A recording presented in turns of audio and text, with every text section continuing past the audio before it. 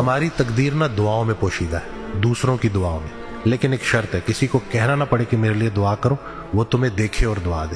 کسی کی زندگی میں ایسا کر جاؤ کہ وہ تمہیں دیکھے اور دعا دے۔ اس دن ایک پیشنٹ آئی، انہوں نے بڑی پیاری بات بتائی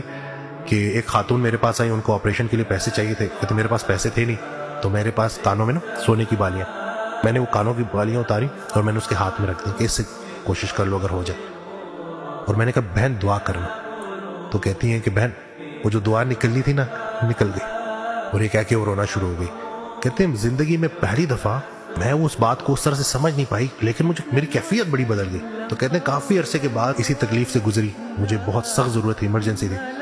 اور ایسی ایک انسان آیا اور اس نے میری جب ویسی ہیلپ کی اور کہا کہ دعا کرو،